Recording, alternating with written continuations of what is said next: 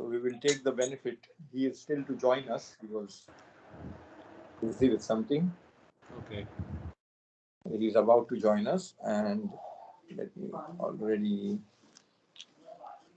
see how we can accommodate both the chairs. I think we will be able to maybe do further up.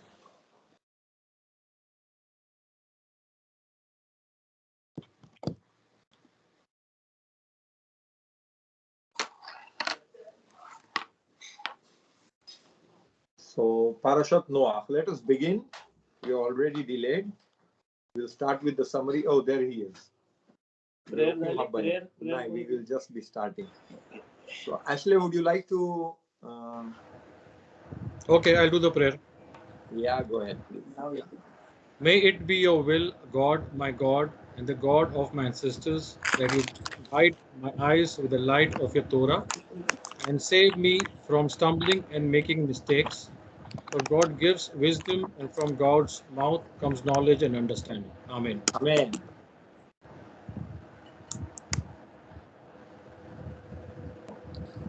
Yeah, put it a little further so both of us can be accommodated in the screen. I think everybody can see both of us. मी मध्ये मध्ये हाँ ठीक है. उलटान करो. No problem. So would you like to, Ashley, go ahead with our summary? Parashat Noach. Oh, before we even begin, on the discussions we had last time on Parashat Bereshit, let us make this a regular thing, that if anybody has any insights or they have studied it throughout the week and they would like to ask any ideas about Parashat Bereshit, let's 5-10 minutes we can always discuss that before we enter into the parasha. Any such ideas would you like to share? Thank you.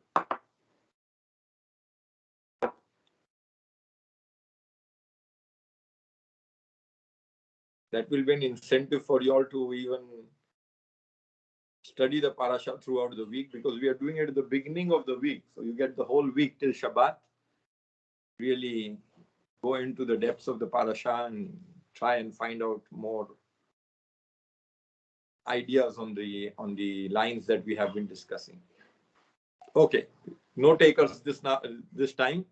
So let us move on.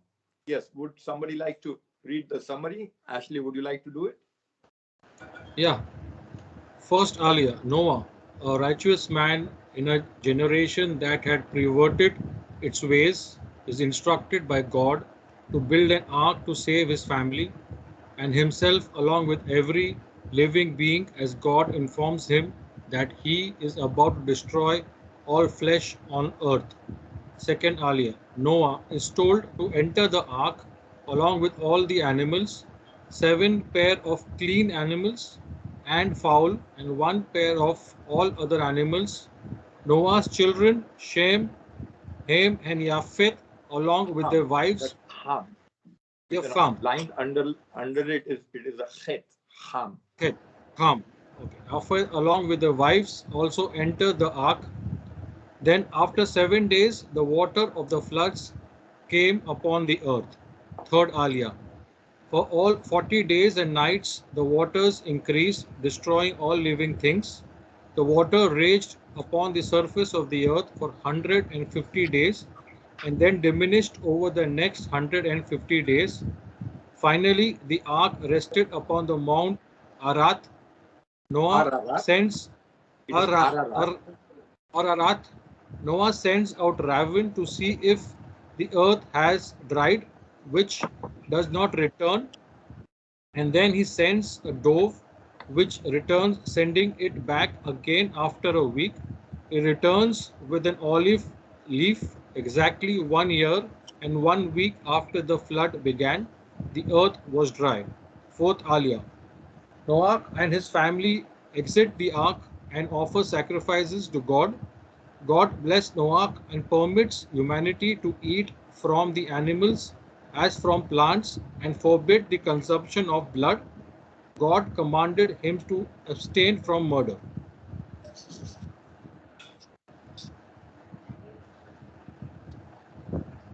fifth Aliyah, God with these stipulations makes a covenant that with Noah and his descendants and the promises to never again destroy the world and designates the rainbow as a symbol of that covenant. Sixth Aliyah, Noah plants a vineyard and gets drunk and uncovers himself. Seeing this, his son Ham informs his other two sons who cover his dignity. And when Noach learns the same, he curses Ham and blesses Shem. The descendants of Ham, Japheth, and Shem are listed. Seventh Aliyah. A tower is built by the people of Shinar that was to reach the skies with bricks and bitumen. God defeats their plan by confounding Balal, their speech. Hence, the place is called Babel from Balal, and from there people scattered on the face of the earth. The 10 generations of Shem, culminating in the introduction of Abraham and Sarai, are listed. So this is basically our parasha. Now, the story of Noah really began at the end of Parashat Bereshit. Not done. कुठून तरी repeat येते ह्याच्यात सर्व. Audio. Okay, let's find out. No, it's okay. So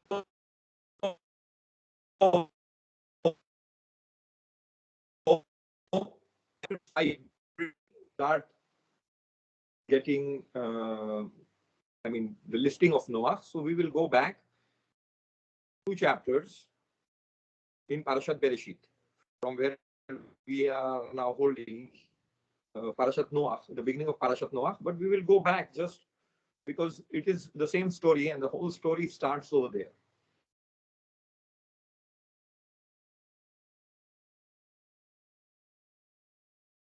What happens in Parashat Bereshit, chapter 5. When Lamech, this is the end of chapter 5, right? I haven't brought down the chapter. The chapter number is there, the verse number isn't there. When Lamech had lived 182 years, he begot a son.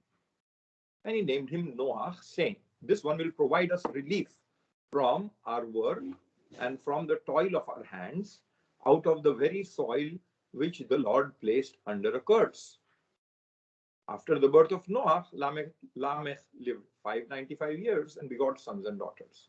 All the days of Lamech came to 777 years, then he died. When Noah had lived 500 years, Noah begot Shem, Ham, and Japheth. So this is the beginning story of Parashat Noah. So over here, basically, it is not only that Noah was born, but there is something that is an additional piece of information as in terms of the other lineage material. Here we are told why Noah was named Noah. And the word, if you pay attention, Vaikra el Shem Noah lemor ze yenachamenu. That word yenachamenu has a nun chet, coming from the word, from the meaning of the word is provide us relief or comfort us. Mimma asenu, from our work, ume its born, and from the toil of our hands, minha adama, from the earth. You will see that for some reason I have selected these 3 words, yenachamenu, mimma asenu, umi its born, those 3 words, and adama, the word adama. Because later on I'm going to show you that these same words are used for a particular reason in the continuation of the parasha. But this is something that you keep at the back of your head. When Noah was named, his father had a vision. His father had some kind of a prophecy, maybe, or some kind of a omen, or some way he felt that Noah is going to change the way things are, and the way things was that there was Amen. The way things were that the Adama, the earth was cursed. Now, if you all will tell me when was the earth cursed, if I ask you, would you remember? Please unmute yourself and answer.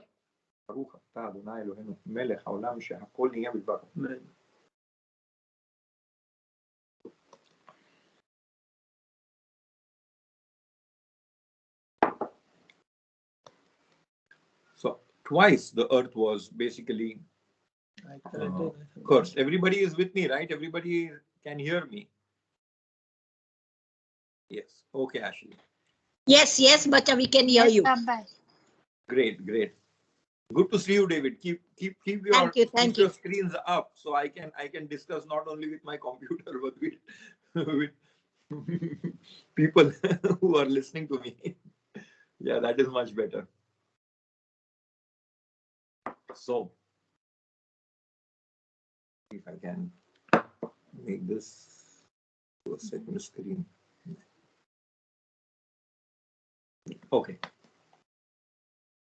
So I'll remind you, after the eating of the fruit by Hawa and Adam, one of the punishments that Adam got was that he will toil the earth to benefit from it.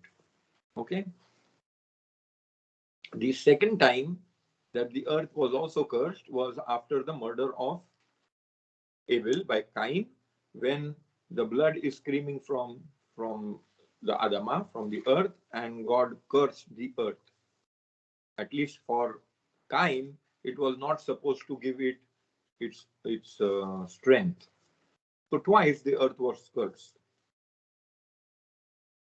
For reasons unknown, we see Lamech recognizing in Noah something that is going to change that pattern. Okay, let's move on. This is again end of Parashat Bereshit, chapter 6. When men began to increase on earth and daughters were born to them, the divine beings saw how beautiful the daughters of men were and took wives from among those that pleased them. The Lord said, my breath shall not abide in man forever, since he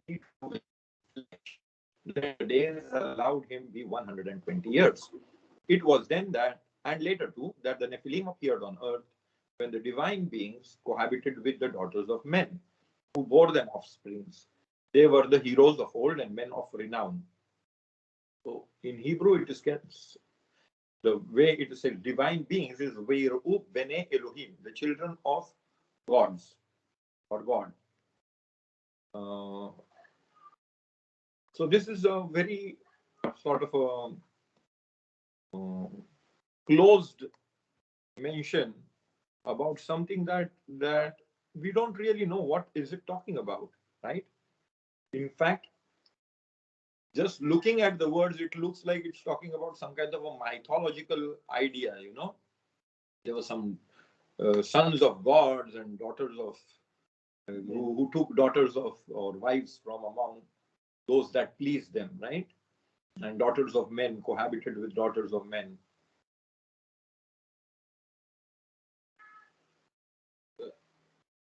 My father,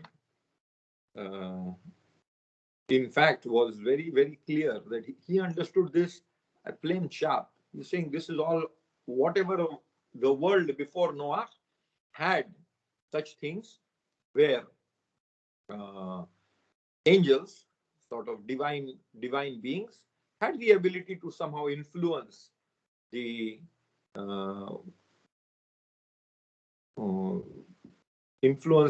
I mean, there's no way that we can understand today how a divine being can cohabit without a body, right?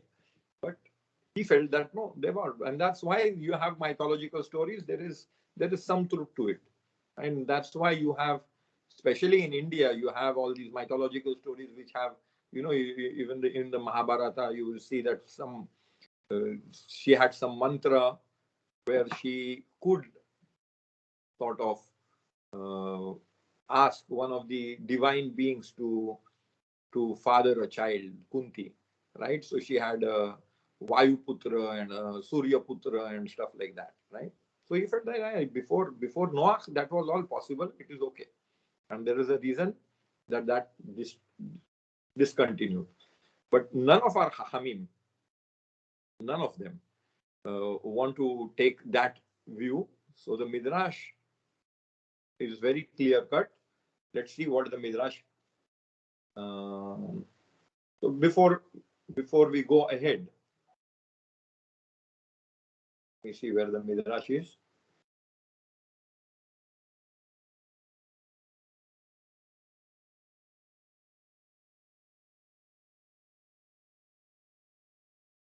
No, I didn't bring down the Midrash, but I will tell you what the Midrash says. I missed that. I don't know. Anyway.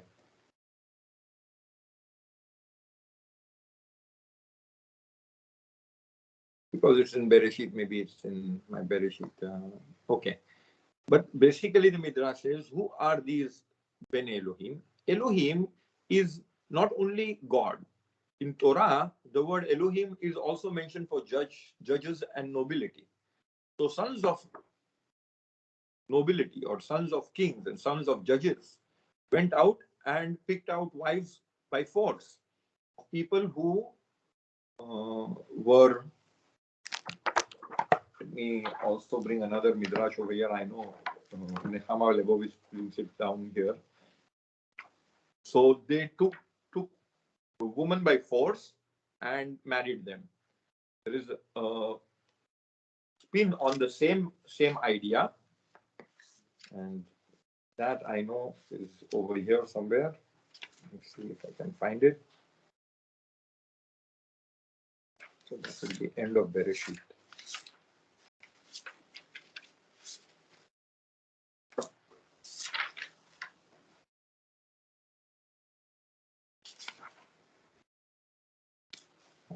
My memory doesn't serve me right.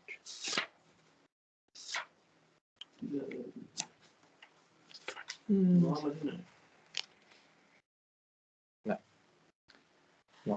But over there, the spin is, it was then and later to that Nephilim appeared on earth, when the divine beings cohabited with the daughters of men, who bore them offsprings. So over here, they married them. And earlier, when it says, the divine beings saw how beautiful the daughter of men were. So the Midrash says, when is a woman most beautiful? When she is a bride. So there were these kings and children of kings and judges and nobility who basically cohabited with brides. After their, on the wedding night, it was the king's sort of honor to have relations with the bride, and only then, and that was what was being practiced in Europe even later on.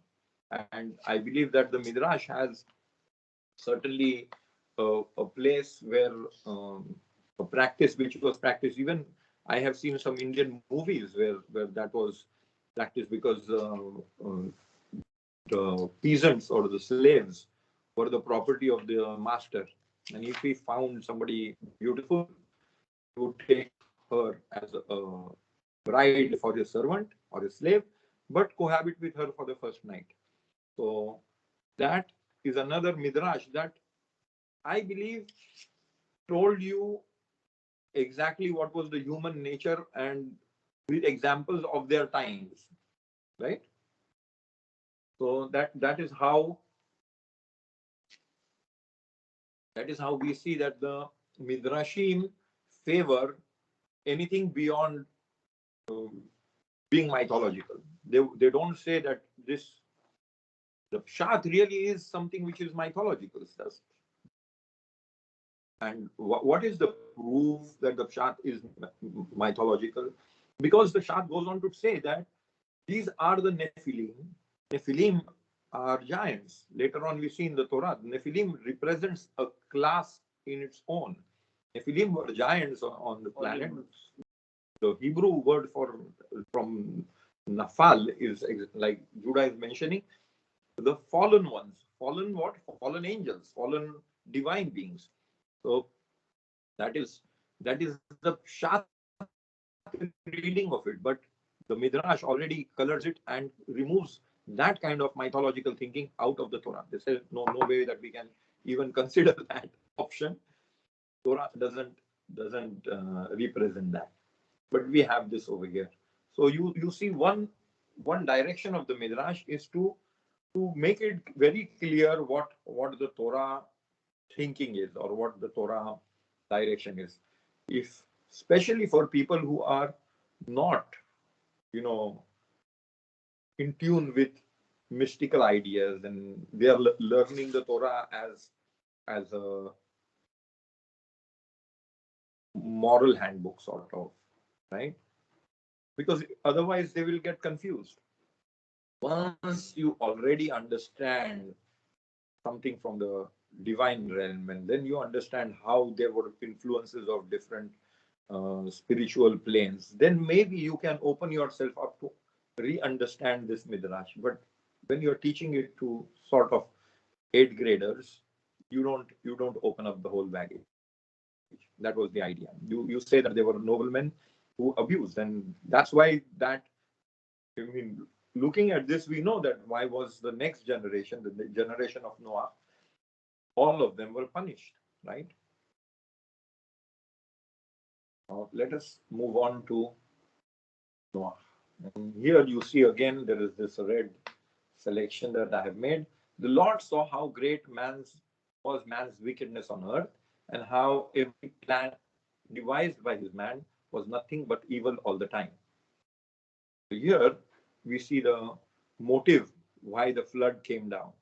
God saw how great was man's wickedness, and how every plan devised by his mind was nothing but evil all the time. Again, please keep it back of your mind. This is an idea which will again come back when we go ahead and read. Now you will see something very interesting. And the Lord regretted that he had made man on earth, and his heart was saddened. Now in this pasuk, in this particular verse, in Hebrew, I have highlighted 4 words. And these 4 words are Vaynachem, Adonai ki asa et ha'adam ba'aretz, Vayatsev et libo. Okay? For those who are bit conversant with Hebrew, Vaynachem should already make you jump, because we spoke about Vaynachem earlier. Where was it? It's the same word, Vaynachem. Was from the word comfort, Vaynachem, right? Nun Chet, we said, from Vaynachem was what was used for his name, correct? So you see that Lamech, when he saw Noah, he said that God is going to Vaynachem, or rather Noah is going to Vaynachem, is going to comfort us. But in here, the same word Vaynachem has a different meaning. It means God regretted.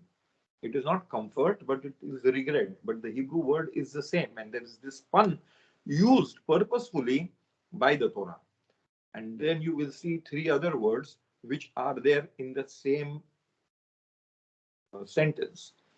Ki asa, and let me go back and I will show you. Ve'yenachamenu mima'asenu. Ma'ase is from the word asa, la'asot. Ma'ase is action. So over here, from our work, from our action. Ve'yenachamenu umim me itzevon. Itzevon is over here sadness or toil. Etzev, the word shoresh, the word's root comes from sadness, but it is translated as the toil of our hands, or the pain that we go through, but the sadness because the earth was cursed. So you have the 3 words over here, Yenachemenu, Mima'asenu from Asa, and Itzavon, sadness, Yadenu min ha'adama, from the Adama. Again, you will see here, you have Vaynachem, Ki Asa, et ha'adam, Ba'aretz, Vayatsev, again the words for sadness, and here it means sadness, et libo. Vayomer Adonai et emche et ha'adam, I will blot out human beings or man, asher barati, that I created, me'al penei ha'adama, on the face of the earth. So you have the Adama over here. So what is the Torah doing? The Torah is really also playing with itself. Using this language, on one hand, Noah is born. His father is expecting that now we will be redeemed from the curse. We will have relief from the curse. On the same, with the same words, God thinks otherwise. God says, what are you talking about? This is exactly the reason I am going to punish them, because he regretted that he made man on this earth and his heart was saddened. Same words. So there was something about the prophecy made by Lamech, which went haywire. Lamech he missed something. And what was it that he missed is the Midrash that I would like to bring up. So the Midrash, again, I was unable to find the Midrash somewhere that I could bring it down. And it's in the Hebrew Midrashim that I have, book of Midrashim. So I didn't bring it down, but I will tell you, even if you read Rashi or a comment, he brings down that Midrash. So basically the Midrash is like this. Lamech, when Noah was born to him, he saw that Noah was circumcised. He was already circumcised. That was a siman for him. On the fact that he was circumcised, he knew that this boy, who was a 10th generation from Adam, had the quality of Adam in him, because Adam was created complete. So Adam was created circumcised. Only after the fruit, the foreskin grew. That is what the Midrash says, and that's why his children had a foreskin. But Adam was circumcised when God created him. Similarly, Noah had a mutation in him. He was born circumcised. Seeing that, he says that there is some kind of a rectification over here, and I believe that Noah will be able to redeem the curse that the earth was cursed with. Okay, somebody unmuted themselves. I'm getting a little background sound. Okay, next, the Midrash goes on to say that how was it that Noah was supposed to comfort the earth? The earth is cursed. The curse still holds. What happened? I mean, something happened that the earth now starts sprouting food without work? No. But Noah invented the plow, which will help the people, which helped the people to plow the earth and bring out of it relief. Because otherwise, before the plow was invented, it was very difficult for people to grow crops. Only after Noah's invention was the crop easier to harvest or easier to grow on this planet. So that is the direction that the Midrash says. And that's all. The Midrash just says that Noah built the plow, and that's how he was able to comfort the generation of humanity from the curse of the. But then why is it? The question is, why is it that God uses the same words in Yenachemenu, Yenachem Adonai ki asa, that God regretted that he made man? Because something about this particular midrash, this piece of information, which is not there in the Torah, that the Hachamim tell us, is a problem for HaKadosh Baruch Hu. What is it that was, not in line with God, that we created the plow? What was it that, do you want to think about it for a second and come back? What could the plow be representing that is not in line with God's plan of things, that he decided to use that idea that no, the direction that Lamech and Noah have taken is not acceptable to me, and he decided to destroy the planet.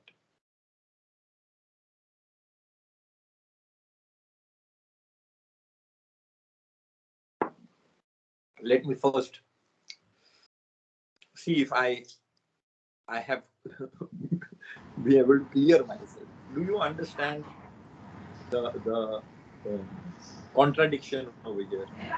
What is the problem with the text? The text is using something which should be positive and using it as the cause for bringing the flood. Correct? So the question is, what was positive was he just was inventing the plow. If he was just inventing the plow so that he will be able to redeem them from the curse or relieve them from the curse, what was wrong with it?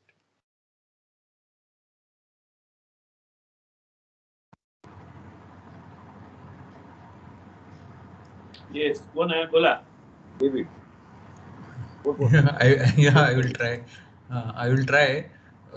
I think what happened is because of the plow, one of the curses was that the man has to work very hard to bring about the plants and the crops so that he can feed himself and the family in a way. That was one of the curses. Now, things was that man was getting wicked, means they were not following any, the rules of murder and other pieces of any which ways. And then the plow was indicating that further strength is coming to them now, because now things get easier for them. So then there is always a chance that murderous attitude or wickedness will go still further, which was already not acceptable. So the plow in a way was accelerating that path. Good. So very nice, very nice. Anybody would like to add?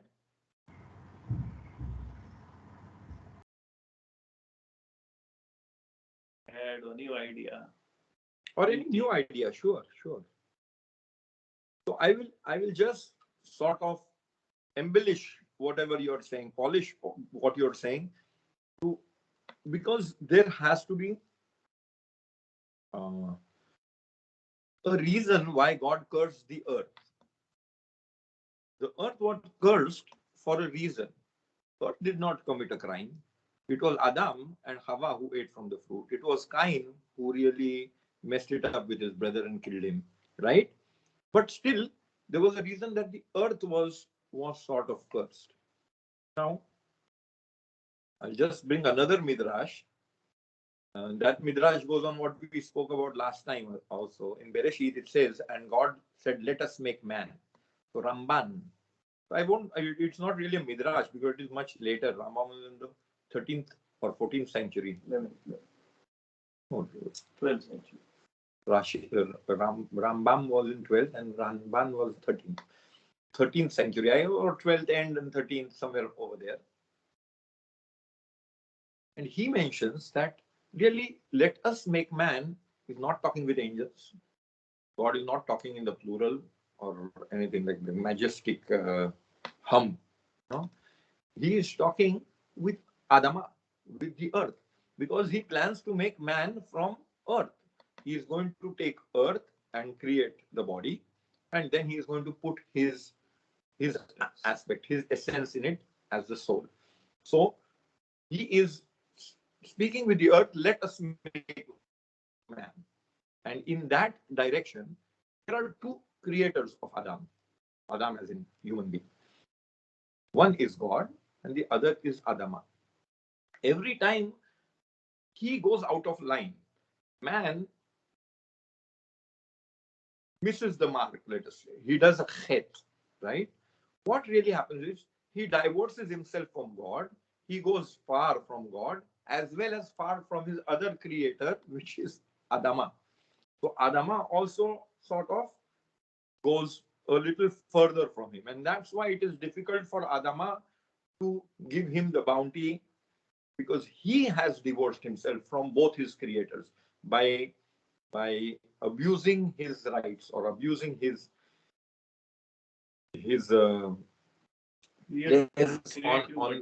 yes, right, his strengths or his gifts, especially in that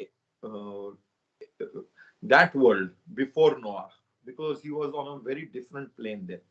And we will just try and see that too.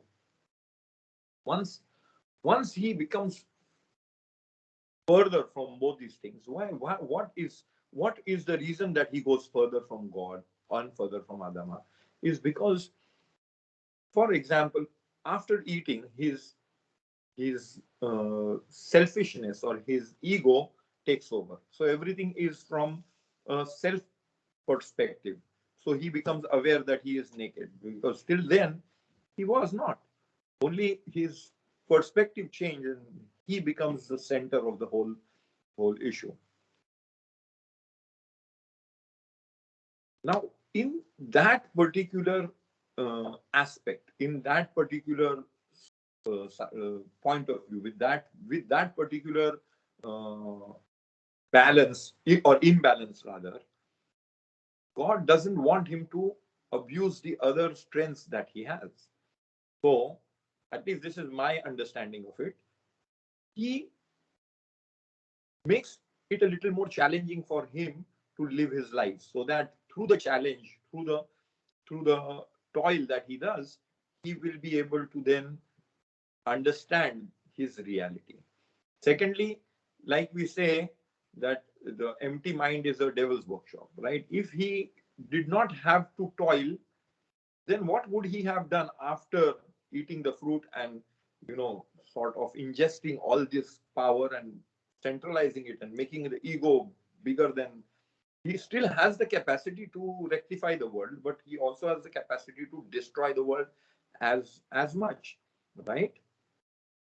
Now, putting him into a situation where he has to toil for the bread and butter that he has to eat, he cannot full time, put his energies into destroying or rectifying the world. Even rectifying, it will be difficult for him to do it, but that is the price he pays. So he will have to invest his energies so that he does not abuse the gifts that he has. And that is why, to some extent, when Noah discovers or invents the plow, he is basically making them free from the toil that God wants them to be hooked onto. God wants it to be on them. Why? Because there is a reason to it. The invention of the plow is basically a shortcut which God doesn't want them to take, because he wants them to realize, and they are in a way much higher the world before Noah, and their realization is what is going to bring the repair, the realization of what they can achieve and what they have missed. But so instead of looking at the source, why the curse happened in the first place, now they are finding technology to make their lives simple. So they are not really putting their hand or approaching the problem, which is the source. And that is why God is angry with them. Because with that kind of attitude, with the technology that they will build, they will completely ignore the spiritual development that they are potential they possess humanity in the generations before Noah. And that's why they're going to miss the mark. So God knows the direction Noah has taken of inventing, and not only Noah. Before Noah also, you see that someone was a musician and someone was making other metals, weapons from metals and stuff like that, right? And all that sort of reached the pinnacle with Noah, where they are just going to take this to a different direction, which won't allow them to repair. And that is the core issue over here. And that's why I believe the Torah plays on itself. And this midrash is a succinct midrash, just one line midrash, which says that Noah was supposed to build the plow. But once you know that the plow is going to be detrimental in the growth, the spiritual growth of that generation, you understand why they were all punished, because of this play on words. Any more ideas? You would like to add a Kabbalistic? Okay. मराठीत ना? 100%. मराठी चालेल ना? English मध्येच बोलू. मराठी बोलू. अच्छा. Okay. आता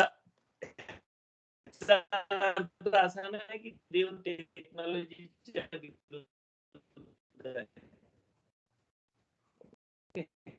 म्हणजे सगळ्या oppose to technology. That God wants us to live in a stone age, stone caves and do all the spiritual work. आता ह्याच्या आधी काय बोलतंय की माणसाचा सगळा विचार इव्हल होता, त्याचा सगळा ऍक्शन इव्हल होता. ओके, तर त्याचा अर्थ असा आहे की माणूस जी टेक्नॉलॉजी माणूस काढत होता ना, शोधून काढत होता, वेपन्स, युटेन्सिल्स, मेटल्स, फ्लूट, काय पण काढत होता ना, तो ती गोष्ट इव्हल साठी युज करत होता. तसाच नोआनी जेव्हा प्लाव काढला ना, नोआनी प्लाव इन्व्हेंट केला, तर तो प्लाव इन्व्हेंट कशासाठी केला होता त्यांनी? Good of humanity. पण ह्युमॅनिटी ते इव्हल गोष्टींसाठी काम युज करत होती. म्हणजे आता प्लाव आला, आता आपल्याला आरामात मिळते, तर आपल्याला स्पिरिच्युअल डेव्हलपमेंट करायची गरज नाही, असा माणसांचा हे झाला. आणि मग आपण आपल्या हाताने सगळा करू, म्हणजे आपल्या हातामध्ये आहे सगळा, या हिशोबाने ते करतो. म्हणून तिथं वर्ड काय लिहिलंय की करप्ट. काय वर्ड आहे हिब्रू मध्ये? करप्ट हिब्रू मध्ये सांगतो तुला, एक second were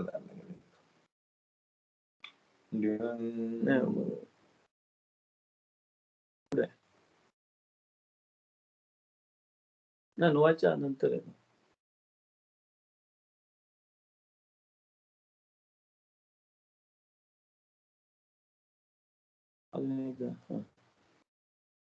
The earth became corrupt. The earth, इथं दिसतंय תשחת הארץ לפני האלוהים. Hamas. The earth became corrupt before God. The earth was filled with lawlessness. When God saw how corrupt the earth was, for all flesh had corrupted its ways on earth. आता corrupt या शब्दाचा अर्थ पहिले समजून घेतला ना, तर तुम्हाला सगळ्यांना समजेल, कारण आमचा डिस्कशन झालाय, तर तुमच्यासाठी सांगतो. करप्शन म्हणजे काय? म्हणजे तुमच्याकडनं मला फीडबॅक द्या, तुम्ही मला आन्सर द्या. करप्शन याचा अर्थ काय? बक्षीस. Means you do something wrong. Doing something wrong. Means something wrong When you you- do. Instead of doing something good, you do bad. That is corruption. म्हणजे wrong काम करायचं. ओके, मी आता तुम्हाला एक एक्झाम्पल देतो, म्हणजे तुम्ही मला सांगा आता रॉंग राईट आहे. मी सिग्नल तोडला. मी नाही बोलत नाही, कोणीतरी सिग्नल तोडा. असं मला अच्छा. सांगितलं. ओके, निगेटिव्ह मध्ये मी निगेटिव्ह पॉझिटिव्ह. ओके, कोणीतरी सिग्नल तोडला, अमुक माणूस आहे, त्यांनी सिग्नल तोडला, तो त्यांनी करप्शन केला काय? नाही, त्यांनी सिग्नल No. त्यांनी रूल हा. तोडला. त्याला That is पोलिसांनी rule. पकडला. सिग्नल तोडला म्हणून. पोलिसांनी करप्शन केला काय? नाही केला. पोलिसांनी त्याचं काम केलं, बरोबर. आता पोलिसांनी त्याला सांगितलं मला फाईन दे, तू सिग्नल तोडला, तुला मला फाईन द्यायचा आहे. ओके, पोलिसांनी करप्शन केला काय? नाही केलं. पोलिसांनी रूल फॉलो केला. तो माणूस बोलला की काहीतरी घ्या आणि मला सोडा. आता त्या माणसाने करप्शन केला की नाही केला? That is wrong. करप्शन चालू केला, त्यांनी करप्शन चालू केला. ओके, आता पोलिसांनी त्याला सांगितलं की नाही, तुला फाईन भरूनच जायला लागलं. पोलिसांनी करप्शन केला? नाही केला. पण पोलीस बोलला ठीक आहे, 200 रुपये द्या आणि जा. मग पोलिसांनी करप्शन केला. जे करप्शन करताना ना 2 जण लागतात, है ना. एक जो करप्शन करायला चालू करतो तो, आणि एक करप्शन करतो तो. पण करप्शन म्हणजे काय? आता करप्शन म्हणजे रूल तोडायचा नाही. करप्शन म्हणजे रूल तोडला किंवा रॉंग केला म्हणजे करप्शन नाही. करप्शन म्हणजे काय? जी चूक केली आहे ना, त्या चुकीवरून अजून काहीतरी चूक करायची. ती चूक लपवासाठी चूक केली ती. कारण सिग्नल तोडला म्हणजे चूक केली, बरोबर. पण सिग्नल तोडल्यावर त्याचे कॉन्सिक्वेन्सेस काय आहेत ना, ते कॉन्सिक्वेन्सेस न भोगायला लागावं म्हणून जे करतो ना, त्याला करप्शन बोलतात. लक्षात आलं तुम्हाला करप्शन म्हणजे काय? आता म्हणजे तुम्ही चूक केली आणि ती चूक केल्यावर त्याचं जे कॉन्सिक्वेन्सेस आहेत ना, ते कॉन्सिक्वेन्सेस नाही भोगासाठी आपण जे करतो ना, त्याला करप्शन बोलतात. करप्शन म्हणजे रॉंग नसतं. जे तुम्ही रॉंग केलाय ना, त्या रॉंगचा जे कॉन्सिक्वेन्सेस आहेत ते मिळासाठी करा, ते नाही भरासाठी करतो, त्याला करप्शन बोलतो. तर इथं अर्थ बिकम करप्ट बोलला म्हणजे काय करत? माणूस काय करत होता? माणसाने जे केला होता, माणसं जे चुका करत होती, माणसं ज्या गोष्टी करत होती, त्या गोष्टीचा जे कॉन्सिक्वेन्सेस आहेत ना, ते कॉन्सिक्वेन्सेस नाही यावा म्हणून ती लोक काय नवीन गोष्ट इन्व्हेंट करत होती. आणि ते इन्व्हेंट केलेल्या गोष्टीने ती लोक ते कॉन्सिक्वेन्सेस नाही भोगावं म्हणून जे करत होती ना, त्याला करप्शन बोलतात. ओके, म्हणजे तुम्ही न्यूक्लिअर एनर्जी शोधून काढली आणि ती न्यूक्लिअर एनर्जी तुम्ही इलेक्ट्रिसिटी आणि सगळ्या गोष्टींसाठी, चांगल्या गोष्टींसाठी आणि कॅन्सरसाठी ह्याच्यासाठी वापरता, तर ते करप्शन नाही. पण ती न्यूक्लिअर एनर्जी तुम्ही जेव्हा रॉंग गोष्टींसाठी वापरून मला राज्य करायचं म्हणून मी बॉम्ब बनवीन आणि त्याच्यावर टाकीन आणि मी त्याला करप्शन बोलतात. तर हे नोआच्या टायमाला कोण करत होता? सगळी माणसं करत होती. तर नोआनी प्लाव बनवला, ही करप्शन नाही. नोआनी प्लाव बनवला म्हणजे नोआनी काहीतरी इन्व्हेंट केला, पण त्या इन्व्हेन्शनचा माणसं काय युज करत होती की करप्शन साठी युज करत होती. ओके, म्हणजे मित्रांनो तुम्हाला असं समजते मित्रांनो? लॉला मिसयूज केला. नोआला मिसयूज नाही केला, नोआच्या नाही, इन्व्हेन्शन लॉला. हा, कारण देवानी कशाला कर्ज केला होता? कारण कर्ज याच्यासाठी नाही केला होता की माणसांना आणि त्याला माणसं आवडत नाही म्हणून नाही कर्ज केला होता. त्यांनी कर्ज केला होता कारण त्या लोकांनी स्पिरिच्युअली ग्रो होऊन स्पिरिच्युअली पुढे यावा करून. पण माणसानी इन्व्हेन्शन युज करायला कशाला लागलं की मी त्याच्याने स्पिरिच्युअली ग्रो न होता मी माझा ग्रोथ बघीन आणि मी माझ्या याच्यासाठी करीन. म्हणजे एका रीतीने म्हणजे ती लोकांना देवाची गरज नव्हती असं ते लोक वागायला लागली होती. ओके, लॉलेसनेस म्हणजे लॉ नाही पाहिजे आपल्याला. लॉ बी काय करायचं, आपण आपला करू शकतो, आपणच देव आहो, आपणच हे आहो सगळं. बेने एलोहिम म्हणजे आपणच सन ऑफ गॉड आहो, असं सगळं. Okay, any questions?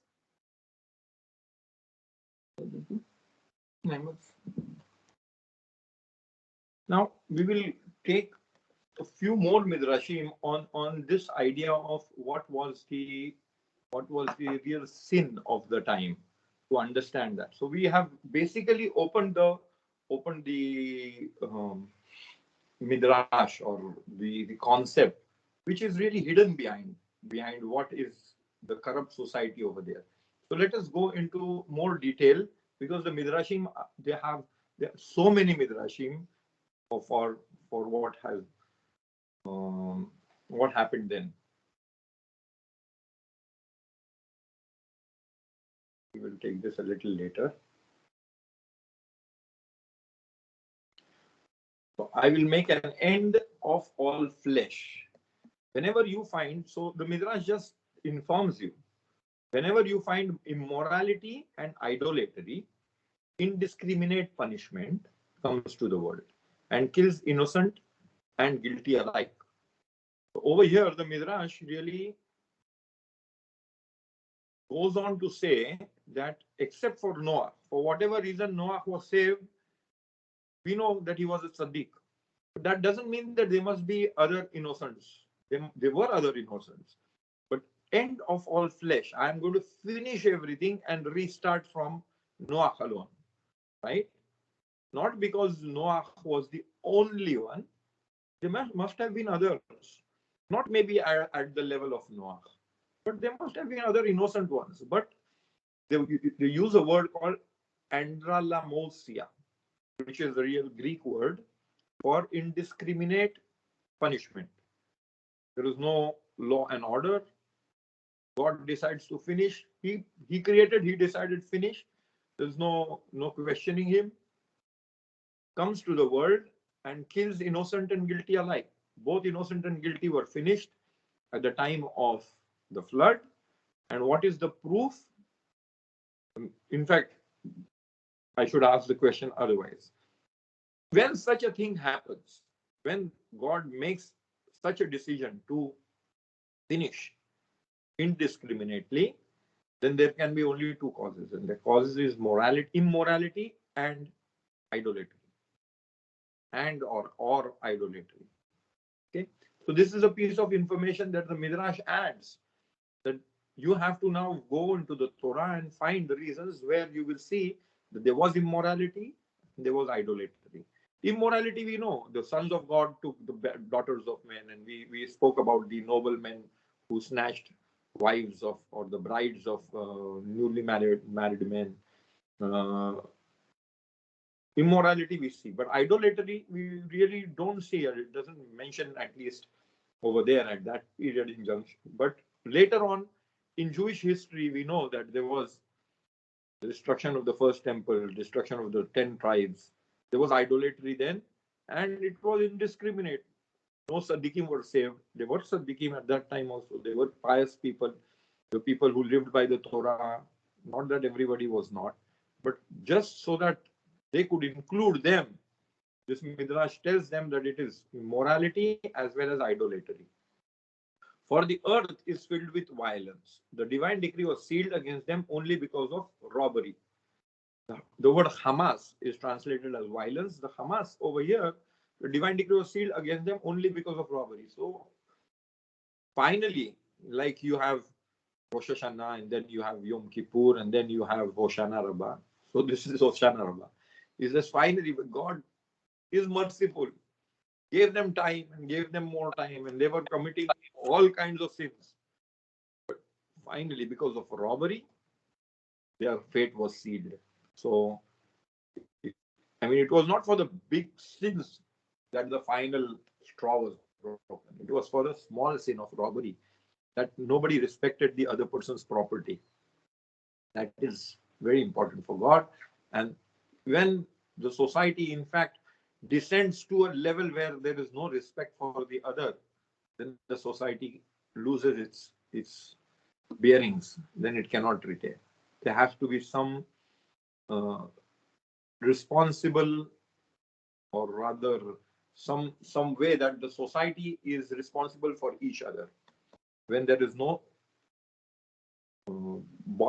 bonding between the society itself, even robbery, which is, we take it as small thing. I mean, the bigger crimes are there, immorality and idolatry, but robbery, even that, only for that God decided to finish the world.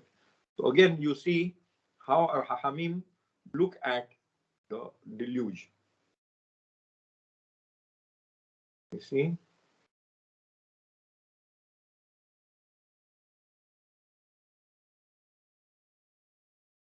Okay.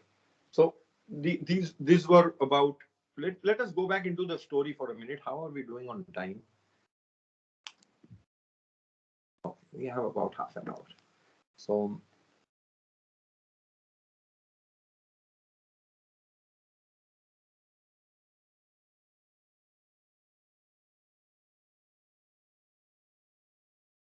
this is the beginning of the parasha, Parashat Noach. This is the line of Noach.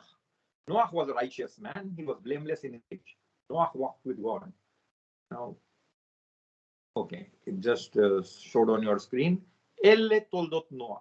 Now the word toldot is used for descendants. Like the toldot Adam is, this is the lineage of Adam. Or toldot Abraham is the lineage of Abraham. Normally it is used in terms of who are the descendants, what are the different generations that come out of Noah. Over here, when it starts off, this is the line of Noah, and earlier we have a lineage of his forefathers, and then we are expecting that Noah will have Shem, Ham, and Yafet. Instead, what it says is Noah was a righteous man. He was blameless in his age. Noah walked with God. Suddenly, there is a midrash again over here which tells us something very important. Forget about your physical children.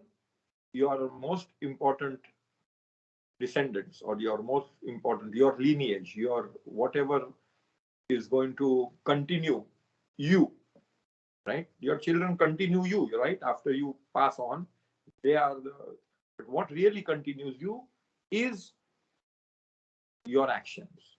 Noah was a righteous man. Your righteousness continues after you. He was blameless in his age. Noah walked with God. So that is his real lineage, or his real continuity. Also, Noah begot 3 sons, Shem, Ham, and Yafet. So there again, the Midrash goes on to teach you quickly, because of the one detour that the Torah takes, a very important point. And forget, if you want children, have children, but what really counts is your actions. Then the earth became corrupt before God. The earth was filled with lawlessness. When God saw how corrupt the earth was, for all flesh had corrupted its ways on earth, God said to Noah, I have decided to put an end to all flesh, for the earth is filled with lawlessness. Because of them, I am about to destroy them with the earth. Now, on this particular section, or rather it's only on the first first line, it says that he was, let's look at the first line. This is the line of Noah. Noah was righteous man. Noah ish Sadiq Tamim Haya Bedorotav. In his time, in his age, in his generation. Noah was a Sadiq. Sadiq Tamim means blameless. Bedorotav, in his generation. And suddenly everybody jumps on Noah. What is meant by in his generation?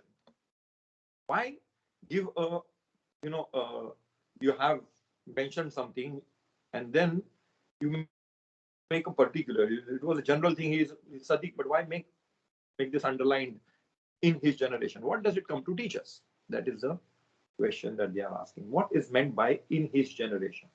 Some interpret it to his credit and others to his discredit. Righteous in his generation, but not in others. What does that mean? To what may this be compared? If a man places a silver coin among copper coins, so his generation is all copper coins, and he is a silver coin, then the silver coin appears attractive. So it's not really a gold coin, it's just a silver coin, but because the other things around it are copper, the silver also is valuable. So Noah appeared righteous in the generation of the flood. This is to his discredit, right? Others did it to his credit. How so? It compared to a jar of balsam placed in a grave, and it gave off a goodly fragrance.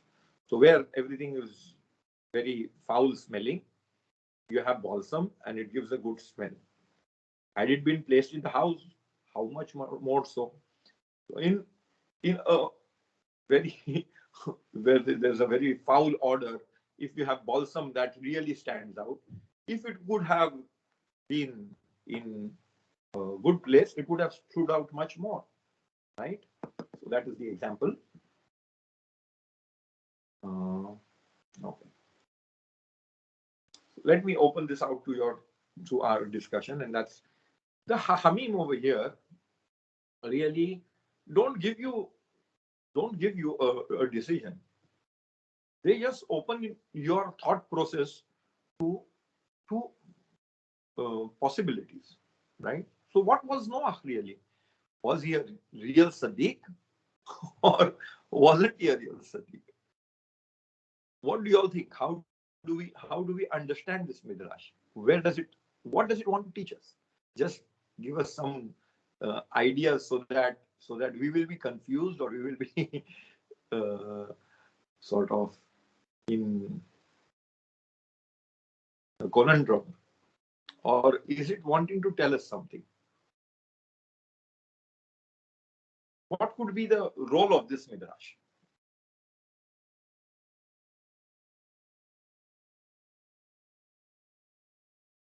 In this way, God wants to tell us something.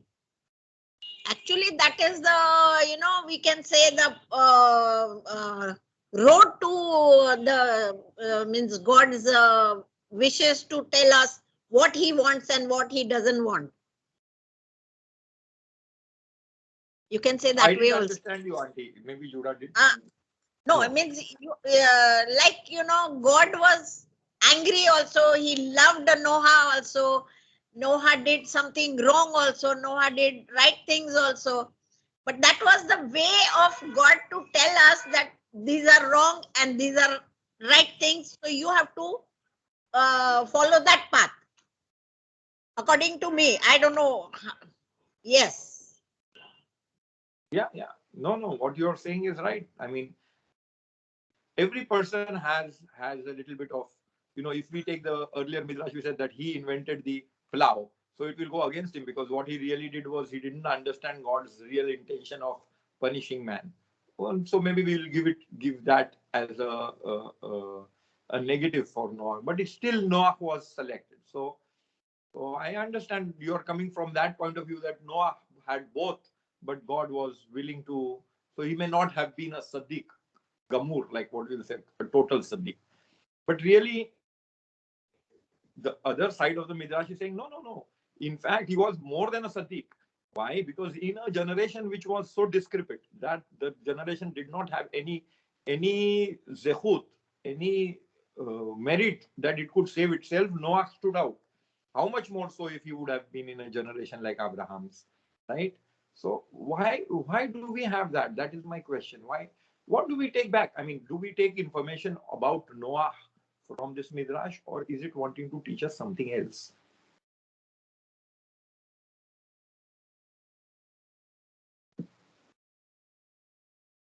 No input. Come on, guys. I would like everybody to share something. Is it It is a very Rabbi? simple midrash. Rabbi, Yeah, I'm listening. is it my opinion, my view? Is it that even if people are bad, I mean, we don't have to be like them. We can stand out. Even if people are bad, Yeah, they others don't are have bad. to. We don't have to be like them. Yes, yes. We can stand apart. Right, like Noah. Good or be right things. Yeah, like Noah. Yes. Yeah, that certainly is the Noah story's moral take back, that Noah, in a generation which was full of sin, Noah could stand up for what he felt was right, and live a life of righteousness. Yes, certainly. Yes. Certainly. Just going to move the screen to see if I have some other midrash. Okay, this is about righteousness. Okay, reading the second midrash over here.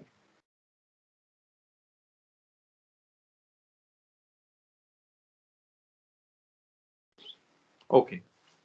So, in my humble opinion, I really don't think that when the Midrash talks about it, and there is a lot of discussion later on also, and in fact, most of the commentators take this Midrash to tell us that really we have proof, sort of. You know, the second Midrash that I was looking for was there is a comparison with Abraham Avinu. And that Midrash goes on to tell you that what was the flaw with the righteousness of Noah and as compared with Abraham Avinu. So Abraham Avinu was in a similar situation like Noah. God revealed to him that he is going to destroy Sodom and Gomorrah. And Abraham Avinu fought for Sodom and Gomorrah. He was willing to put himself on the line for the sake of Sodom and Gomorrah, right? But Noah, you see, was silent. He did not come out with a response. He did not stand up for his generation. That is one way that the Midrash is looking at it when he compares to Abraham. And there is a line in the Torah, or two lines rather, which they compare with each other. It says, and Noah walked with God, and God asked Noah to walk with him. That's what I think. Noah walked with God. Vehithalech Noah. Et ha-Elohim hithalech Noah. And with God, Noah walked with God. And with Abraham, it says, and Abraham walked before God. So over there is another midrash which says that it is like a king who has two children. An older child who is really, more mature. So he asks him to walk before him. And the younger one who he takes with himself. He walks him with hand in hand. So Noah was like the younger one. He was not still ripe. He was not still mature. But he was righteous. So he took him along with him. That's why it says, Noah walked with God, and with Abraham, he walked before God. God asked him to walk before him. Over there, it says really, it's a play on words again.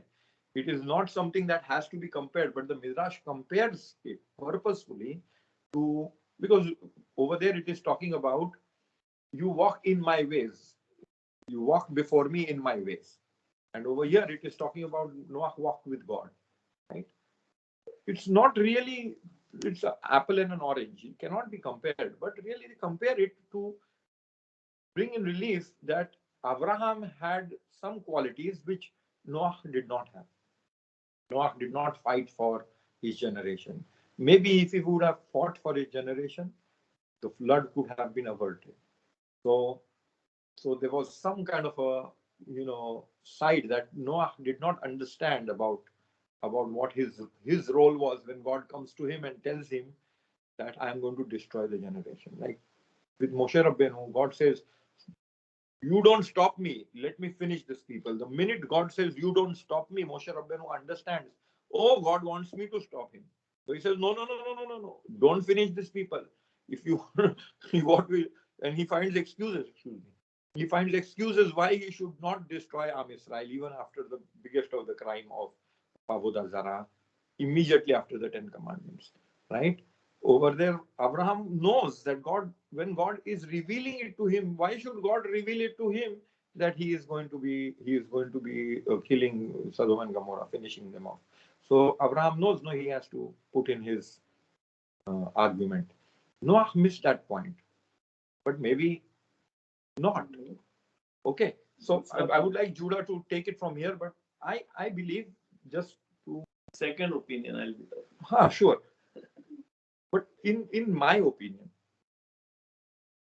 the Midrash is not really speaking about Noah. It is not teaching you about Noah or wanting us to make a judgment call on how righteous he was. If you do that, you miss the point. And I believe a lot of Hachamim miss the point because of that. That is not the role of the Midrash. The Midrash is going to give you the keys of what is it to be a righteous person. How you can grow even after you're righteous, because there is stagnation. If you say that I became righteous, then there is no growth, there is stagnation, then you are deteriorating really. So even in righteousness, there is levels. You think that you're doing 613 mitzvot, that is not the end of it. You can still walk before God. There is always growth. So don't even think for a minute that if you are, in your opinion, because the religious way that is given to us is something that can be measured, but religious spiritual growth can never be measured. But because I can say I got this mitzvah tick, I got this mitzvah tick, I got it right, but what about the inner heart, and what about the soul level, and what the energy level, and all the enthusiasm? I can never be complete, right? So that's what the Midrash, I believe, is talking about. That in spiritual growth, there is no complete, there is no hitting the target. There is always endless growth. And that is what you have to take away from this Midrash, not the fact that you have to decide if Noah really was it or didn't was it. Those who do that really miss the point. That's what I think. Yes. Okay. So I like to tell, I like मला आहे ना तुम्हाला तो मिद्रास सांगायचा आहे जी नोआची side घेते. म्हणजे आतापर्यंत जोशवानी जे मिद्रास सांगितलं त्याच्यामध्ये अब्रामाची साईड घेतली सगळ्यांनी ना, की अब्रामाबद्दल असं सांगलं. तर जोहार मध्ये ना एक मिद्राश आहे, जोहार मध्ये मिद्राश आहे. जोहार मिद्राश नाही सांगत, जोहार डायरेक्ट क्वेश्चन करतं. बिफोर गॉड आणि वॉक्ड विथ गॉड आहे ना, तसा जोहार क्वेश्चन करतं. जोहार काय क्वेश्चन करतं की सगळ्या बाकीच्या सद्दिक लोक आहेत ना, त्याच्यासाठी काय लिहिलंय की अँड ही वॉज अ सद्दिक, अब्राम वॉज अ सद्दिक. ओके, पण नोआसाठी काय लिहिलंय, ही वॉज अ सद्दिक तमीम इन हिज जनरेशन. तर इन हिज जनरेशन का तिथं केलंय, तिथं इन हिज जनरेशन का टाकलेलं आहे? कारण त्याचा जो जनरेशन आहे ना, तो ज्या जनरेशन मध्ये राहत होता ना फ्लडच्या आधी, तेव्हा तो रायचियस होता, तो सद्दिक होता. आणि फ्लड झाल्यानंतर जेव्हा जी जनरेशन चालू झाली ना, त्या जनरेशन मध्ये पण तो रायचियस होता. म्हणजे तो आधी पण रायचियस होता, नंतर पण रायचियस झाला. आणि सेकंड जोहार आपल्याला काय सांगते की आतापर्यंत ज्या जनरेशन झाल्या ना, त्या जनरेशन सगळ्या नोआच्याच जनरेशन आहेत. कारण नोआ जर नसता ना, तर जनरेशनच झाला नसता. तर आपण पण नोआचीच जनरेशन आहे. आपल्या सगळ्यांमध्ये सगळ्यात रायचियस आहे ना, तो नोआ आहे. कारण नोआच ती कडी आहे जी पहिलेच्या जनरेशनला ह्या जनरेशन संगती जॉईन करते. तर खऱ्या अर्थाने नोआच हा सद्दिक आहे, जो त्या जनरेशनला, आदामच्या जनरेशनला आपल्या जनरेशन संगती जॉईन करते. म्हणजे अपर वर्ल्ड आणि लोअर वर्ल्डचा जो कनेक्शन आहे ना, तो नोआ ठेवते आपल्या संगती. म्हणून नोआला इन हिज जनरेशन चांगलं. आणि इन हिज जनरेशन म्हणजे कुठली, की आदाम पासून नोआची जनरेशन आहे, नोआ पासून आपल्यापर्यंत आलेली जनरेशन आहे. त्याचा कनेक्टिंग पॉइंट नोआ आहे.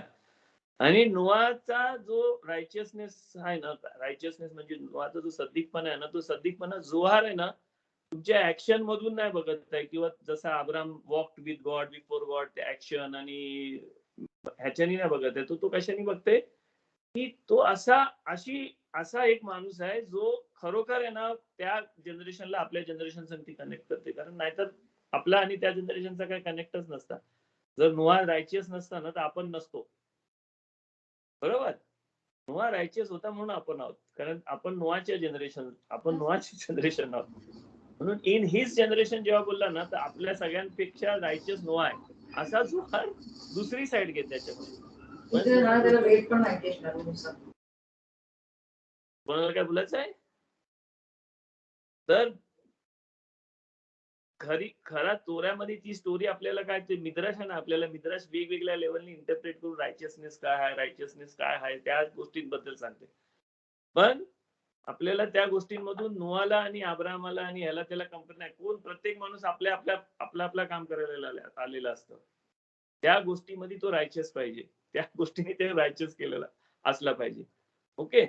मग ते कंपॅरिझन आपण जेव्हा कंपॅरिझन करतो तर कंपॅरिझन कशासाठी करतो आपण? आपल्याला नुसता समजायला की रायचियसनेस काय, त्याच्यामुळे आपल्याला आपला रायचियसनेस समजला पाहिजे की मी काय रायचियसनेस करू शकतो या जगामध्ये. मी रायचियस व्हायसाठी मला देवासंगती भांडला पाहिजे असं नाही है ना. मी रायचियसनेस करायला माझ्या आजूबाजूवाल्यांना जरी मी खायला पियाला घातला ना तरी मी रायचियस होऊ शकतो. तर माझ्या लेवलचा रायचियसनेस माझ्या लेवलचा आहे, नोआच्या लेवलचा नोआचा आहे, अब्रामच्या लेवलचा अब्रामचा आहे. Okay. Thank you. Nice, very nice. Okay. Finally, मी हा मिद्राज घेतो. आपण अगोदर जोशुआ बोल जेरी. इनफॅक्ट म्हणजे कंपॅरिझन करू नाही शकत. अजून एक गोष्ट आहे, कारण अब्रामकडं नोआ ऍज अ टीचर होता. जी काही मिस्टेक झाली ती ते रिपेअर करता आला. कारण Abram could look at the history and learn from नोआ. Correct. नोआकडं He was sitting on his shoulders, sort of. बरोबर आहे. Right. Nice.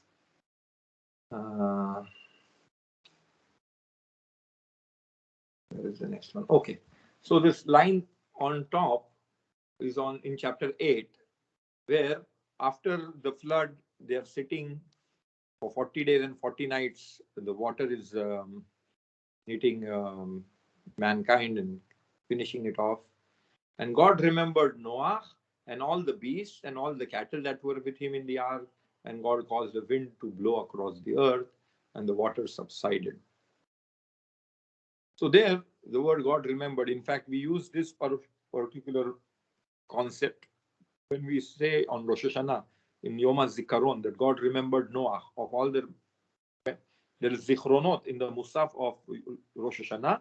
One of the Zichronot that we recite from the scriptures is Zichronot of Noah, and God remembered Noah and all the beasts and all the cattle that were with him in the ark.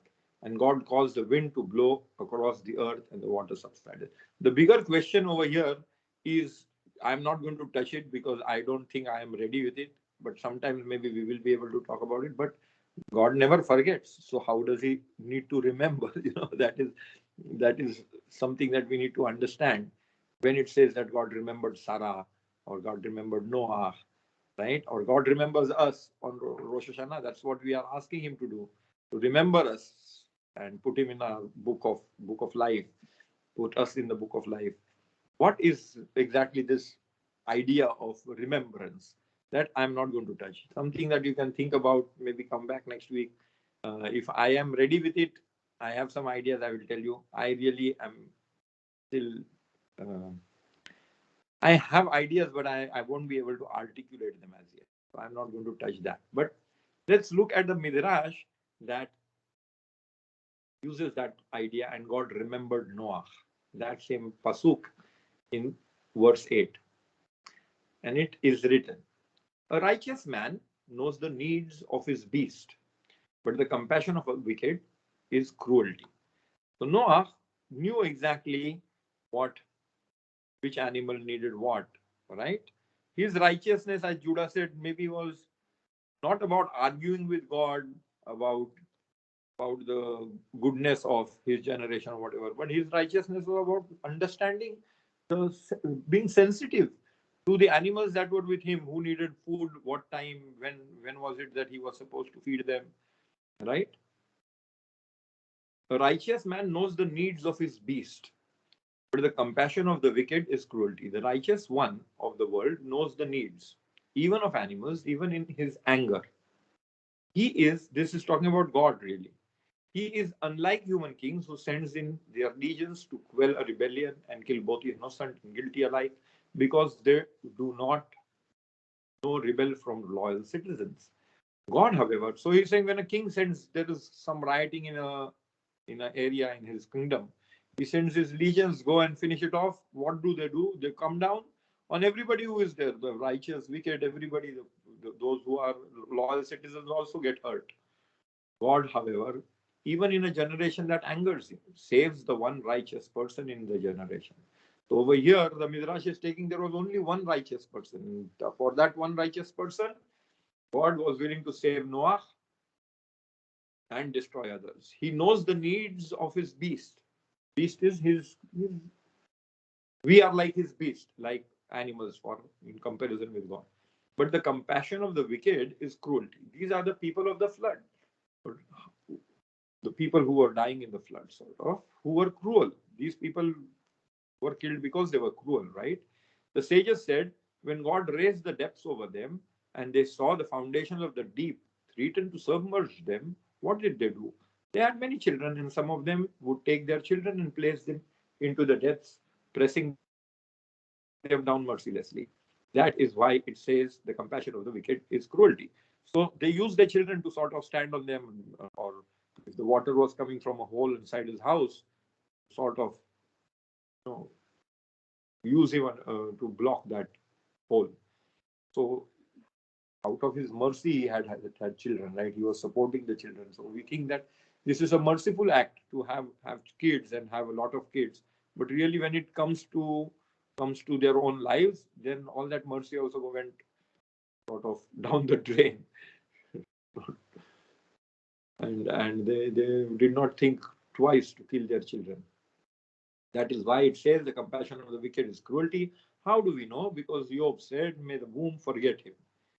So Job, in his pain, says, may the womb forget him, and may he be sweet to the worms, may he be no longer remembered, may wrongdoers be broken like a tree. His womb, like over there, what is mentioned, no longer remembers that they were his children. So womb doesn't remember, so you don't have any feelings for your own children. You have forgotten that you have a relationship of motherhood or parental relationship.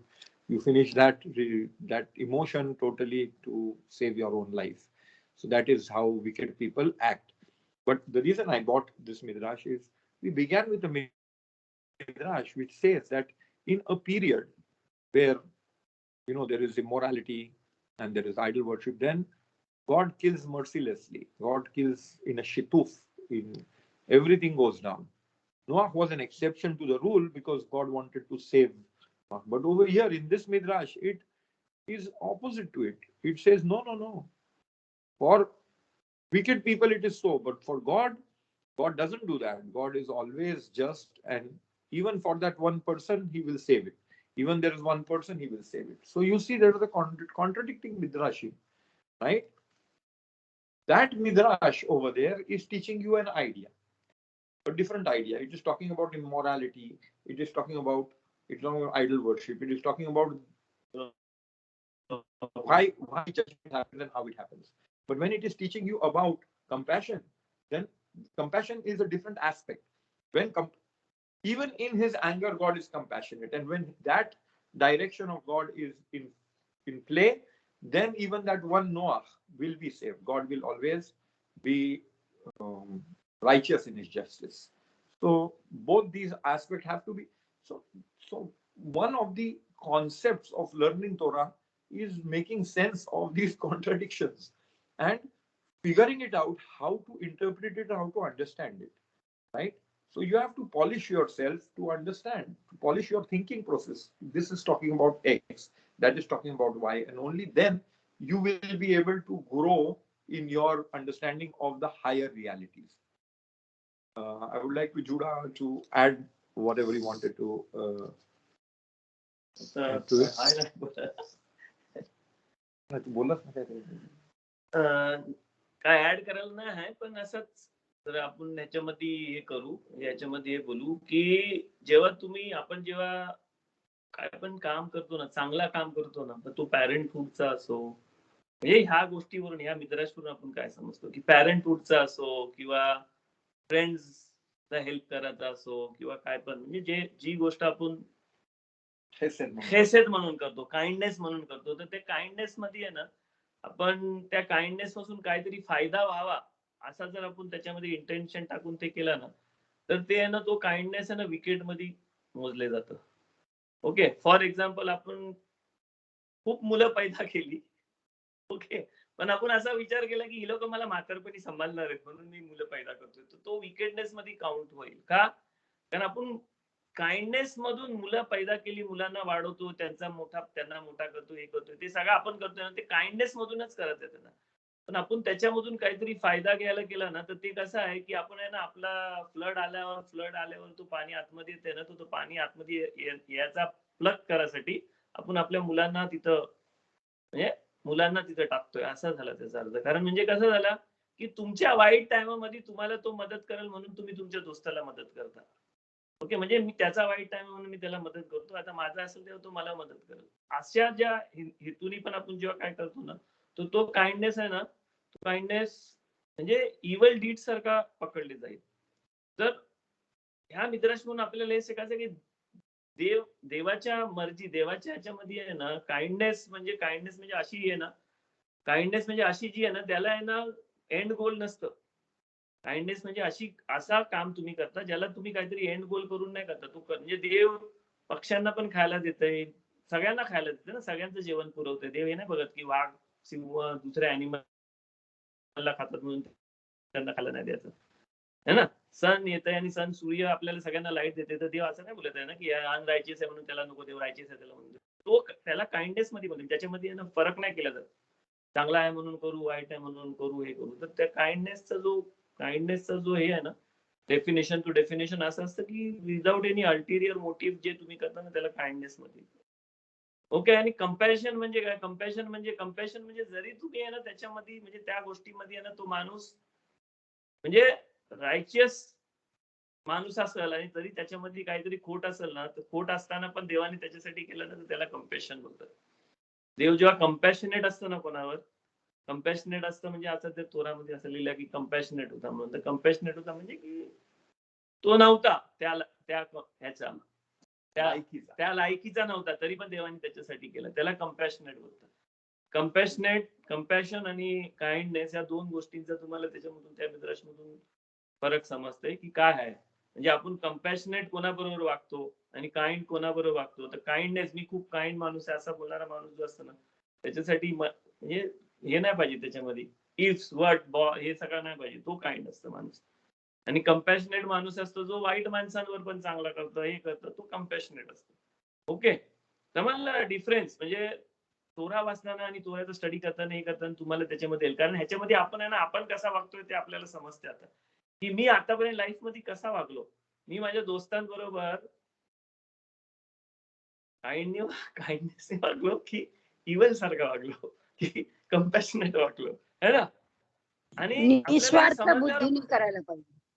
मग आपल्याला हे समजल्यावर आपण काय करतो, आपल्याला समजतं, आपण समजलो तोराचा and गोल तेच आहे. तोराचा एंड गोल काय आहे की आपल्याला आपण काय हे समजावा.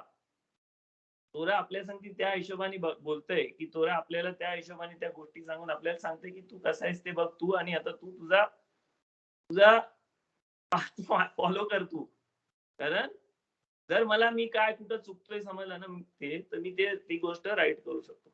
ओके, एक थोडासा विचार करायला आणि आपल्याला असं थोडा आठवडाभर काहीतरी नवाच्या गोष्टीवरून करायला. आपण रायचियसनेस बरोबर बोललो, काइंडनेस त्याच्यामध्ये बोललो, पण रायचियसनेस म्हणजे जॉईन करायचं पण येतं. म्हणजे नोआ त्या जनरेशनला ह्या जनरेशन मध्ये जॉईन करते ना, तसं जॉईन करायचं पण येतं. तर एखाद्या भांडणामध्ये किंवा एखाद्या तंट्यामध्ये तुम्ही ऑपोजिट पार्टीला जर जॉईन केला तरी तुम्ही रायचियस झालात, कारण तुम्ही दोन ऑपोजिंग फोर्सेसला जॉईन केलात, है ना. नवरा बायकोच्या भांडणामध्ये तुम्ही नवरा बायकोला त्यांचा पीस केलात ना तरी तुम्ही रायचियस झालात. का रायचियस म्हणजे एक जनरेशनला दुसऱ्या जनरेशनला जॉईन जो करते तो पण रायचियस आहे. तर रायचियसनेसचा जो डेफिनेशन आहे ना, तो डेफिनेशन खूप ब्रॉड आहे, खूप मोठा आहे. नुसता चांगला वागायचा, चांगला हे करायचा किंवा हे करायचं नाही. तर रायचियस सुरुवात आहे ती सगळी. त्याच्यामध्ये रायचियसनेस, सद्दिक, तर सद्दिक माणसाने कसा वागावा हे आपल्याला याच्या गोष्टीमधून, नोआच्या गोष्टीमधून शिकतो. कारण आपल्या जनरेशन मध्ये सगळ्यात सद्दिक नोआ आहे, असा जोहार बोलते. ओके, पण मिद्रास आपल्याला सांगतंय की त्याच्यापेक्षा सद्दिक अब्राहम होता, असं पण सांगतोय आपल्याला. ओके, पण आपल्याला त्या हिशोबाने आपल्याला काय घ्यायचं, मिद्रास नाही घ्यायचं. आपल्याला त्याच्यामधून आपण काय शिकतो, आपल्याला काय शिकतो की मी कुठल्या टाईपचा सद्दिक आहे, मी कुठल्या टाईपचा ते करू, ते याच्यामधून घ्यायचं की मी नोआ बरोबर आयडेंटिफाय करतोय की अब्राहम बरोबर आयडेंटिफाय करतोय. अब्राहमचा सद्दिकपणा जो आहे ना, तो काइंडनेस वर डिपेंडेंट आहे. तो काइंड आहे, तो एवढा काइंड आहे ना की तो डिफरन्शिएट नाही करत आहे कोणावर. नोआचा काइंडनेस आहे ना, नोआचा जो रायचियसनेस आहे ना, नुसता तो काइंडनेस वर नाही, तो जॉईन पण करते. एक जनरेशनला दुसऱ्या जनरेशन बरोबर जॉईन करते. तो एका वर्ल्डला दुसऱ्या वर्ल्ड बरोबर जॉईन करते. त्याचा वेगळ्या प्रकारचा रायचियसनेस आहे. यू कांट कम्पेअर ते, म्हणजे दोन सद्दिकला तुम्ही कम्पेअर नाही करू शकत. आपण बोलतो ना, अरे तो किती चांगला माणूस आहे आणि हा किती खराब, तसा नसतं. तो त्याचा चांगला आहे, तो त्याचा चांगला आहे. प्रत्येक माणूस आपल्या आपल्या याच्यामध्ये चांगला असतो. Thank you very much all your Joshua. Thank you. Thank you. That was a very important idea. कारण everything really it boils down to that aspect की मिद्राश कशाला तोडून असं सांगतो आपल्याला की हाच त्याचा हेतू, मेन हेतू हेच आहे की how you will get that particular point across so that you can repair your own self. चा वर्क कुठे आहे तो आपल्यामध्ये आहे. That was amazing. आता मला नाही माहित हे डिस्कस करायला वेळ आहे आणि डिस्कस करू पण शकतो की नाही, पण ही आयडिया एवढी डीप आहे की I had discussed it last year and I am going to repeat it. तर इथे आपण बघतो ह्याच्यामध्ये जो रेड केलेला सेक्शन आहे ना, त्याच्या 2 लाईन वर आपण वाचायला चालू करू. Then Noah built an altar to God, to Lord, and taking of every clean animal and of every clean bird, he offered burnt offerings on the altar. The Lord smelled the pleasing odor. Lord said to himself, never again will I doom the earth because of man, which the devising of man's mind are evil, since the devising of man's mind are evil from his youth. Nor will I again destroy every living being as I have done. So long as the earth endures, seed time and harvest, cold and heat, summer and winter, day and night shall not cease. So for a motive, God decides not to destroy humanity. Right? What is the motive? Never again will I doom the earth because of man. Since because of man, I am not going to destroy the world, the earth, the animal life, the plant life, everything. I won't destroy the earth because of man, since the devising of man's mind are evil from his youth. Okay, what is the Hebrew over there?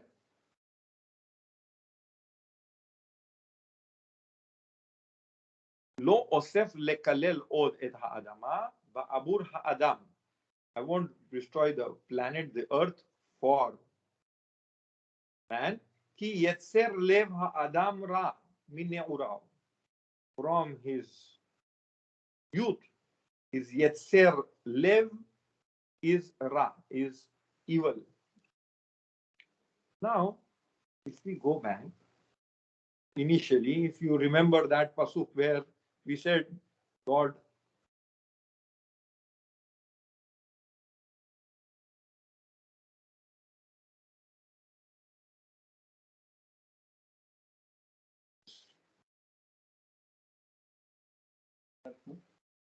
and God regretted that he had made man on earth and his heart was saddened. Vayomer Adonai emche et ha'adam, that I will destroy man. Me'adam ad behema ad remes ve'ad of hashamayim ki nichamti ki asitim, that I have regret that I am v'noach masachen be'enav. Okay, this is not the pasuk that I wanted to show you. There it is. The one in red. I had already made it in red and I just started reading by Nachem. So the first line, the Lord saw how great was man's wickedness on earth. Vayar Adonai ki rabba ra'a ha'adam ba'aretz v'chol yetzer machshavto libo machshavot libo rak ra kol hayom. And Lord saw how great was man's wickedness on earth and how every plan devised by his mind was nothing but evil all the time. Why did God destroy the earth? Because he saw how great was man's wickedness on earth and how every plan devised by his mind was nothing but evil. That is why God destroyed the earth. And why is God not going to destroy the earth?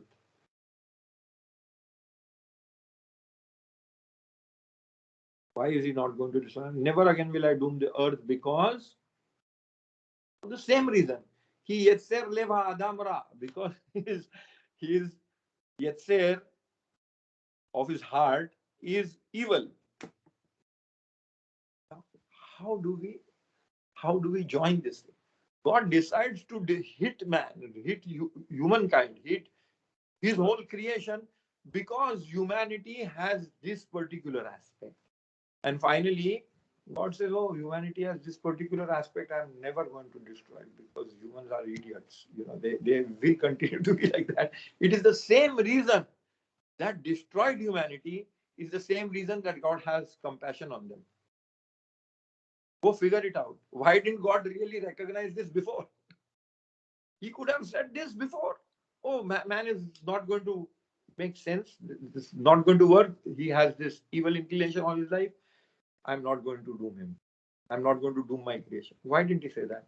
What is the point of the Torah repeating that same idea for opposite reasons? This is material for making a midrash.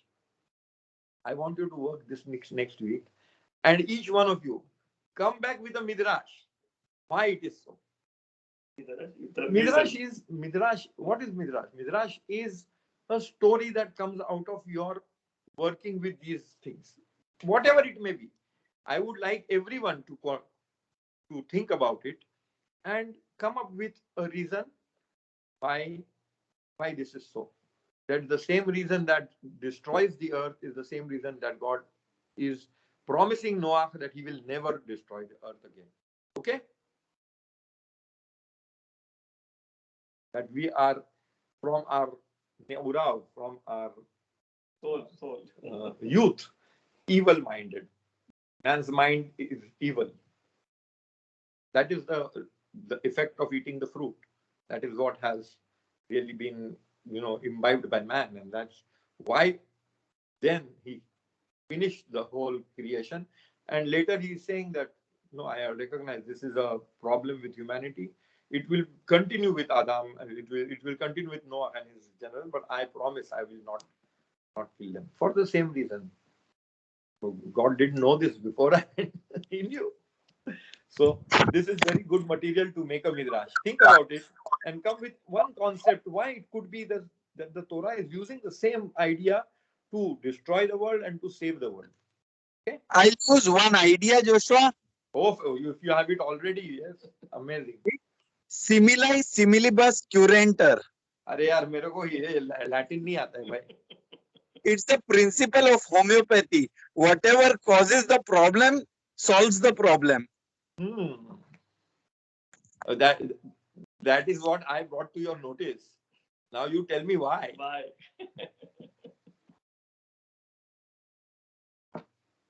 पहिले तर destroy केलं ना त्याच गोष्टीसाठी, मग आता कशाला सांगतोय की डिस्ट्रॉय नाही करत त्याच गोष्टीसाठी? देवाच्या डोक्यात लाईट पडली नाही. देवाला माहितीच होता तो देव आहे, त्याला सगळं माहितीच होता आधीपासून. आधी त्यांनी डिस्ट्रॉय केला, नंतर तू ते आता नाही डिस्ट्रॉय करत. काय डिफरन्स आहे दोघांमध्ये? काय त्या पहिल्यामध्ये तो दयाळू आहे ना. पहिल्यामध्ये दुसऱ्यामध्ये काय डिफरन्स आहे? आणि मग तो पहिला सांगते ते कशाबद्दल सांगते, दुसरं सांगते ते दयाळू पहिल्याच वेळेला व्हायचा तोच कॉन्सेप्ट होता, तर ते त्याच्यामुळेच नाही मारायचं आहे, तर मग पहिल्या वखत आपल्यासारखं आहे कधी मधीच छटकतं मधीच दयाळू होतं. तो देव आहे. राग येतो ना, पण राग आहे ना, राग तो काय रागावर ताबा नसतो ना. राग लय वाईट वस्तू आहे, लय वाईट चीज आहे. रागावर ताबा नसतो. Being God, रागाने we आपल्याला don't सांगतोय know ना की what we are रागामध्ये doing. पण मिद्रेश Being आपल्याला सांगतोय God, ना की he रागामध्ये knows. पण देव कम्पॅशनेट आहे. राग आलाय सगळा डिस्ट्रॉय करते तरी तो त्याचा नोहाला वाचवतो. नोहाला रागावर वाचवतो, ताबा तर righteous. मिळायलाच पाहिजे. देवाला ताबा नाही Being असं बोलू God, I नका. think he. देवाला being ताबा God, नाही he असं बोलू knows. नका. Rabbi, Yeah. being God, he knows that human beings are going to make that mistake again, I suppose. Yeah, he We- knows. we That is what being he human knows. beings, But we are going to didn't he make know that it before? mistake He again. knew it before also. Yes, that's what. So what, Yeah, but what he changes? doesn't want to. So what changes? Acha. He destroyed his whole creation. So what changed? एक That is minute the question. हा homework आहे आपल्यासाठी. पण हा homework Okay, बघा मी okay. काय सांगितलं, आपल्या पर्सनल गोष्टीमध्ये पर्सनल ह्याच्यामध्ये घुसा, पर्सनल ह्याच्यामध्ये घुसा आणि त्याच्यामधून तुम्ही ते सगळ्या काढा. मग तुम्हाला त्या मित्रास निघल, तुम्हाला समजेल, ते तुमच्या संगती बात करल ती गोष्ट, त्या 2 लाईन तुमच्या संगती बात करतील. ओके, तुम्ही रिझनिंग ते नको देऊ. बोलताना मी आता डिस्ट्रॉय नाही करीन. माणूस माणसाला स्वतः डिस्ट्रॉय करल. असा कुठं बोलला तो? असा देवाच्या तोंडात शब्द टाकू नका. पण एक ओपिनियन आहे आणखी. आपण पुढच्या वेळेला त्याच्याबद्दल पण बोलू. एक ओपिनियन आहे असं पण तुम्ही म्हणता तसा. पण आपण पुढच्या वेळेला बोलू. आता बोलू. चालेल. हा. Okay, thank you very much. Any questions about what we have been, not ideas about this, but just in general, something not understood or any other comments, please share your ideas. Ashley, any input? No. David? I think that challenge is good. Keep our heads working for the next 1 week. Good. Homework for us. Everyone's are going to get different answers about their opinion. That is what That's we what he wants, wanted, yes. because Torah speaks according to wherever that person's soul root is. The Torah is going to open that door for him. So we have to learn Torah from each other. Whatever will be your particular opinion won't be mine. That is the whole of Talmud. The discussion between the rabbis, they take out all the discussions. Rabbi Shammai said like this, Hillel said like this. They are opposing. But that is how their soul roots understand that particular aspect of the Torah. That is why it is so important to understand and do this kind of study. It is called Chevruta. Even when you are studying in a yeshiva, you study with somebody else. You don't take a book and just read by yourself. That's why it's so good that we have Judah, that we can study something together, and then only you can really Each enter other's into views. deeper and deeper. Yes. Yeah. Okay. Also, have a fantastic week. Shavu Atov Mevorach. Enjoy. Toda Rabbi. Thank you very Sunday. much. Bye. Thank you. Enjoy your study. Yes. Thank you so much. Bye. Thank you. Welcome. Shabu